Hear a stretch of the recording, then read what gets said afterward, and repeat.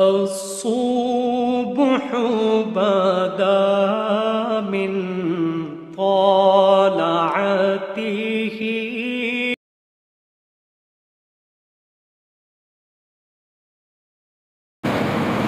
بسم اللہ الرحمن الرحیم۔ تیسرے پارے میں چھٹا رکوع اور سورہ البقرہ کا 38واں رکوع چل رہا ہے۔ آیت نمبر 277 تک آیتیں آ چکی ہیں۔ آیت نمبر 277 کے بعد ہے یا ایھا الذین آمنوا اتقوا اللہ وذروا ما بقی من الربا۔ اعوذ باللہ من الشیطان الرجیم، بسم اللہ الرحمن الرحیم۔ یا ایھا الذین آمنوا اتقوا اللہ وذروا ما بقی من الربا ان کنتم مؤمنین وإن لم تفعلوا فأذنوا بحرب من الله ورسوله وإن تبتم فلكم رؤوس أموالكم لا تظلمون ولا تظلمون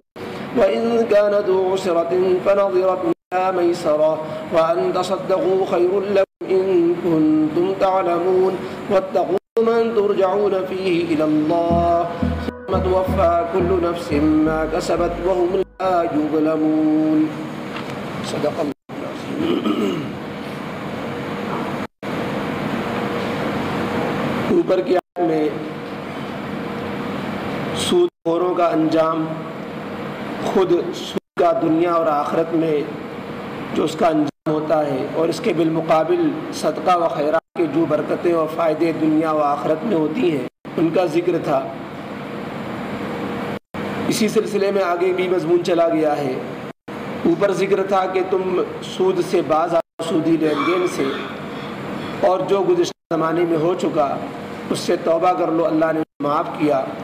آگے اگر تم ایسا کرو گے تو تمہارے لیے پھر دوزخ ہے۔ آج کی ان آیتوں میں انسان نے جو کفر کے زمانے میں جاہلیت میں سودی معاملات کیے ہوئے ہوں اور اس میں کچھ سود لے چکا ہو، کچھ سود باقی ہو، کچھ رقمیں سود پہ بڑھی ہوئی ہوں اور ان کا سود لینا باقی ہو، تو انسان جب اسلام قبول کر لے تو جو بقیہ سود رہ گیا ہے لینا، اسلام قبول کر لینے کے بعد اب وہ نہیں لے سکتا۔ دراصل یہ جو آیتیں ہیں خاص واقعے کے تحت میں نازل ہوئی تھی، اگرچہ حکم عام ہے اور قیامت تک کے لیے ہے، لیکن صورتحال پیش آئی تھی کہ ایک طرف سود کی جب حرمت نازل ہو گئی اور قرآن کریم نے سود کو ایک دم ناجائز و حرام کر دیا، تو جاہلیت میں سود کا بڑا رواج تھا اور گھر سود کا لین دین ہوتا تھا، قبیلوں میں ہوتا تھا، تاجروں میں ہوتا تھا، قرض کے لین دین میں ہوتا تھا، مختلف معاملات میں سود چلتا تھا۔ تو ایک قبیلہ تھا، قبیلہ بنو ثقیف۔ قبیلہ بنو ثقیف کے 4 لوگوں کا سودی قرضہ تھا۔ سودی قرض وہ دیے ہوئے تھے بنو مغیرہ کے لوگوں کو۔ بنو مغیرہ بھی ایک قبیلہ ہے، بنو ثقیف بھی ایک قبیلہ ہے، خاندان ہے۔ بنو ثقیف کے لوگوں کا قرضہ تھا بنو مغیرہ پر، تو بنو مغیرہ کے لوگوں نے بھی اسلام قبول کیا، بنو ثقیف کے لوگوں نے، لیکن یہ اسلام قبول کیا سن 9 ہجری میں۔ سود کی حرمت نازل ہو چکی تھی، کچھ سود یہ وصول بھی کر چکے تھے بنو ثقیف کے لوگ بنو مغیرہ سے، جو قرضہ دیے ہوئے تھے سودی قرضہ، وہ سود وصول بھی کر چکے تھے۔ اب جب کہ سود کی حرمت نازل ہو گئی تو گزشتہ زمانے کا سود ان پر باقی و لدا ہوا تھا بنو مغیرہ پر، ان لوگوں نے تقاضا کیا، بنو ثقیف کے لوگوں نے، کہ بھائی ہمارا جو پچھلے زمانے کا قرضہ آ رہا ہے زمانے اسلام سے پہلے کا، تو قرضہ بھی دو اور اس کا جو سود باقی ہے وہ سود بھی دو۔ تو انہوں نے یہ جواب دیا کہ بھائی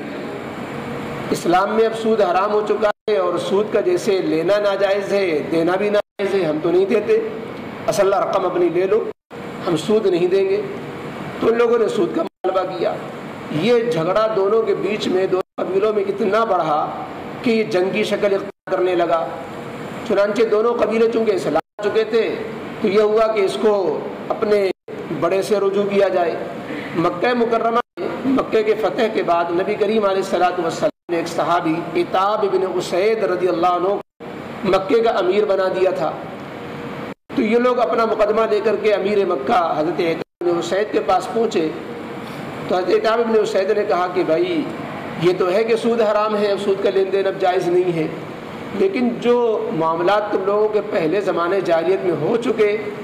اس میں جو سود طے پا چکا،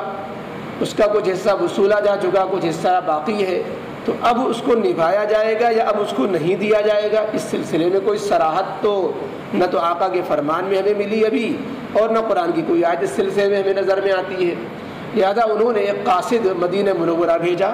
اور ایک خط لکھا، نبی کریم علیہ الصلوۃ والسلام سے یہ مسئلہ دریافت کیا کہ ان دونوں کے بیچ میں ایسا معاملہ ہے، یہ لوگ اسلام لا چکے ہیں اور زمانے جاہلیت کے معاملات کے اعتبار سے ایک کا سود دوسرے کے ذمے بھی باقی ہے، تو یہ لے سکتے ہیں کہ نہیں لے سکتے ہیں؟ یہ مطالبہ کر رہے ہیں، وہ دینے کو تیار نہیں ہے، اس میں صحیح بات کیا ہے؟ نبی کریم علیہ الصلوۃ والسلام کے پاس جب وہ قاصد پہنچا تو یہ آیتیں جو آج کے درس میں ہیں یہ آیتیں نازل ہوئی، اور اس میں اللہ رب العزت نے یوں حکم دیا کہ سود کا جو حصہ باقی ہے اب اسے چھوڑ دو، اسے تم نہیں لے سکتے۔ ایمان کا یہی تقاضا ہے کہ جو چیز حرام ہو چکی اور اس حرام معاملات میں تمہارا حرام لین دین جتنا ہوا وہ زمانے جاہلیت میں ہوا، اب وہ حرام لین دین نہیں ہو سکتا،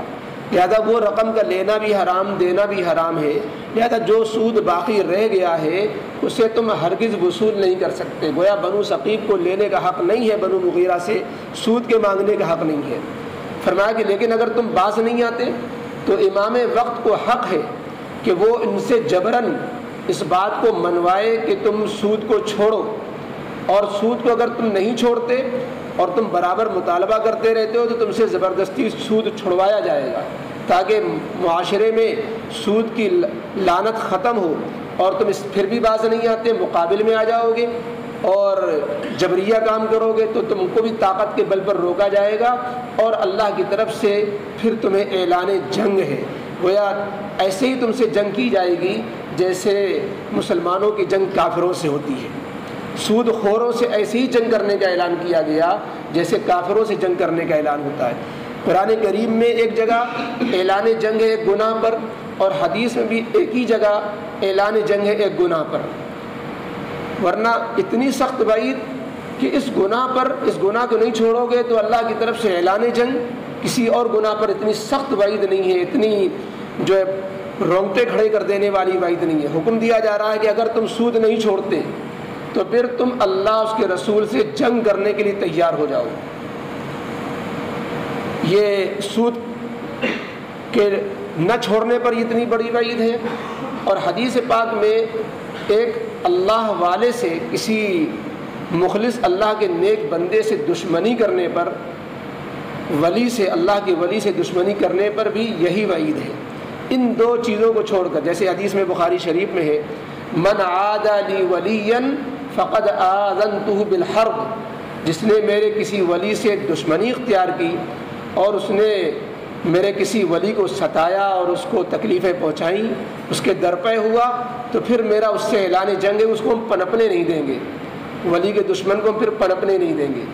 تو یہ اعلان جنگ ایک گناہ، کسی اللہ کے ولی کو ستانا، اس پر ایک طرف اللہ کی طرف سے اعلان جنگ ہے، اور دوسرے سودی لین دین کے نہ چھوڑنے پر اللہ کی تعالیٰ کی طرف سے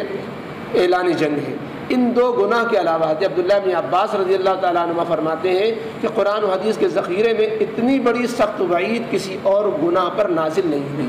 کتنی سخت وعید ہے، اور یہاں پر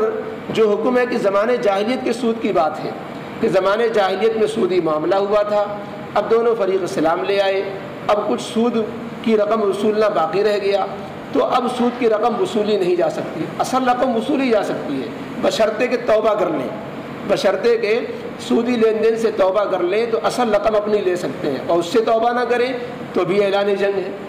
کیونکہ سودی رقم کے لین دین سے آدمی توبہ نہ کرے، کہے کہ ٹھیک ہے مجبوری میں چھوڑے دے رہے ہیں لیکن ہم تو جو ہے سودی رقم اور سودی لین دین کرتے رہیں گے، تو اگرچہ بعض یہ سود کو وہ حلال نہ بھی سمجھ رہا ہو، اعلان جنگ اس لیے ہے کہ حاکم کا جب حکم ہوگا، خلیفہ وقت کا جب اس سے یہ اعلان ہوگا، اس کو آرڈر ہوگا کہ تمہیں یہ کہنا ماننا ہے، تمہیں سود کا چھوڑنا ہے، اور وہ اس کی مخالفت کرے گا، تو بھلے وہ کفر نہ ہو، یہ گناہ کفر کے درجے میں نہ ہو، پھر بھی اعلان جنگ اس لیے ہوگا کہ یہ حاکم وقت کی، خلیفہ وقت کی بغاوت ہے، اور باغیوں سے بھی اسی طرح جنگ کی جاتی ہے، جس طریقے سے بعض دفعہ کافر حربی سے جو برسر پیکار و اسلام مسلمانوں کے دشمن سے جنگ کی جاتی ہے۔ اس لیے کہ یہ ضروری نہیں ہے کہ جنگ صرف جو ہے کفر و شرک پر ہی ہو۔ اگر سارے ہی مسلمان اذان کو چھوڑ دیں تو اذان چھوڑنے والوں سے، حالانکہ وہ مسلمان ہی ہوں گے، جنگ کی جائے گی۔ سارے ہی لوگ تراویح چھوڑ دیں کہ رمضان میں کوئی تراویح نہیں پڑھے گا سارے مسلمان، تو جو حاکم وقت ہوگا وہ تراویح چھوڑنے والوں سے جنگ کرے گا۔ اسی طریقے سے ختنہ کرنے کو لوگ چھوڑ دیں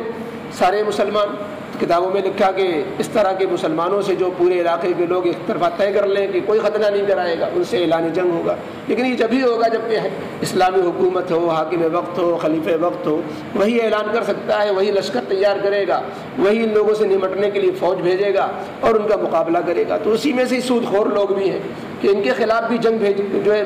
دستہ بھیجا جائے گا اور مجاہدین بھیجے جائیں گے کہ یہ سود خوروں کو طاقت کے بل پر روکو، اگر سودی لین دین کرنے سے باز نہیں آتے تو ان کو پکڑو، قید میں ڈالو، ورنہ ان سے جنگ کرو، ان کی گردنیں مار دو۔ یہ اتنا سخت معاملہ ہے، اتنا سخت گناہ ہے سود، جو آج ہمارے معاشرے میں اس طرح پنپ رہا ہے۔ جب یہ آیتیں نازل ہوئی، یہ سن 9 ہجری کی بات ہے، نبی کریم علیہ الصلوۃ والسلام نے اسی سن 9 ہجری کے اندر حجۃ الوداع بھی فرمایا ہے۔ یہ آپ صلی اللہ علیہ وسلم کا پہلا اور آخری حج ہے۔ حجۃ الوداع میں، حجۃ الوداع کے اندر سودی معاملات چونکہ زمانہ جاہلیت قریب تھا، لوگوں کا لین دین تھا اور بڑی لمبی لمبی رقمیں سودی لوگوں کے ذمے باقی تھیں۔ خود نبی کریم علیہ الصلوۃ والسلام کا خاندان بنو ہاشم، اس میں حضرت عباس رضی اللہ تعالیٰ عنہ اور بڑے بڑے آپ کے عزیزوں کا سود تھا جو لوگوں سے وصول ہونا باقی تھا۔ نبی کریم علیہ الصلوۃ والسلام نے حجۃ الوداع میں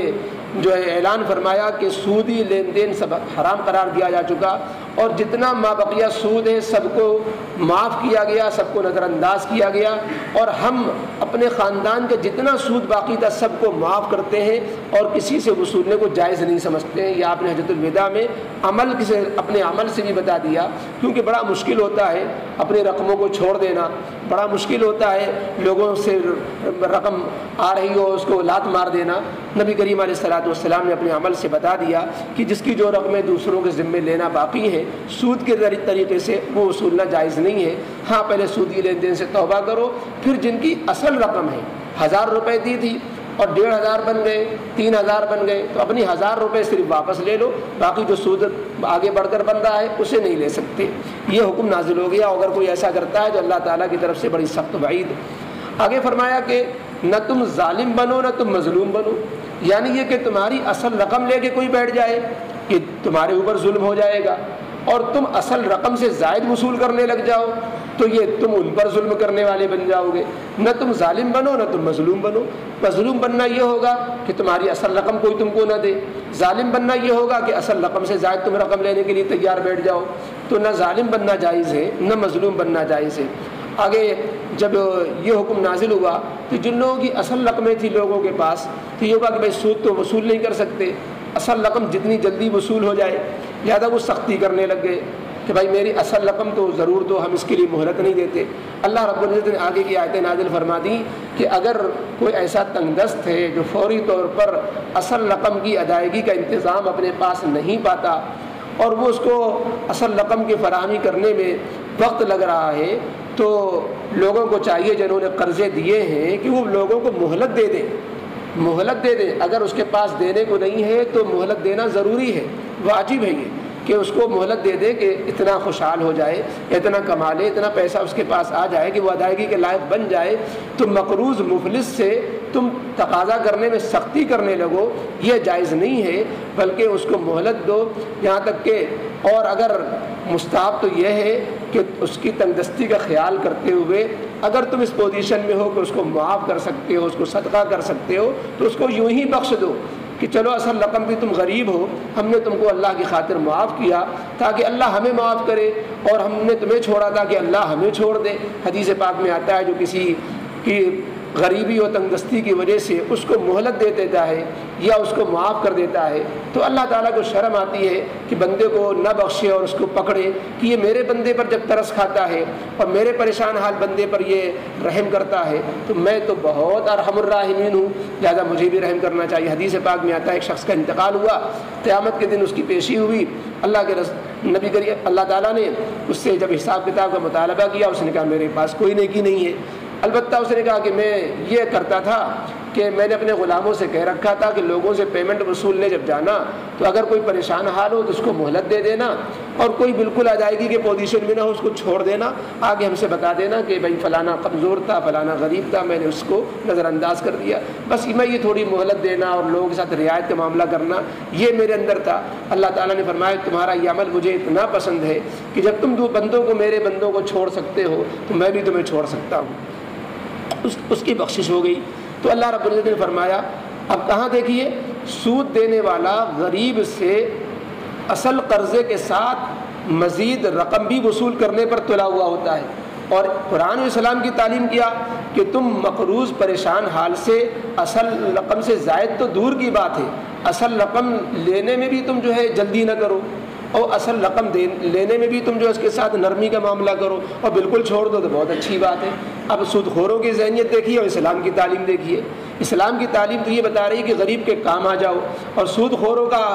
طرز یہ بتا رہا ہے کہ اس کا خون چوس لو، کہ اور خوش ہوتے ہیں کہ یہ قرضہ نہیں دے پا رہا ہے، چلو سود اور بڑھے گا۔ اصل رقم پر جو سود کی رقم اصل رقم کے ساتھ جوڑتے ہیں، پھر اس پہ فیصد کے اعتبار سے انٹرسٹ جوڑنا شروع کر دیتے ہیں، تو یہ غریب کے خون چوسنا۔ اور اسلام کی تعلیم یہ ہے کہ تو اصل رقم سے زائد لینا تو ناجائز ہے، محتاج کو اگر تم مہلت دے دو تو دینا ضروری ہے، اور اگر تم بالکل ہی اس کو چھوڑ دو یہ تمہارے لیے اچھی بات ہوگی آخرت کے اعتبار سے۔ اور آخر میں چونکہ یہ معاملات اور اس طرح دوسروں کو چھوڑ دینا اور صدقہ کر دینا، اپنی رقم لوگوں کو حوالے کر دینا، قرضہ دے دینا، یہ سب بڑی دل گردے کے کام ہوتے ہیں، تو اللہ تعالیٰ نے فرمایا تم آخرت کا دن اپنے سامنے رکھو، یہ اعمال آسان ہو جائیں گے، ڈرو تم اس دن سے جس دن تم اللہ کے سامنے پیش کیے جاؤ گے، ہر ایک کو اپنے کیے کا حساب دینا ہوگا، اور وہاں پر کسی پر کوئی کمی بیشی کمی زیادتی نہیں کی جائے گی۔ اس دن کا خیال کرتے ہوئے تم آج دنیا میں لوگوں کے ساتھ بندوں کے ساتھ معاملات کرو، تو تمہارے لیے چونکہ انسان کے دل میں جب خوف خدا ہوتا ہے،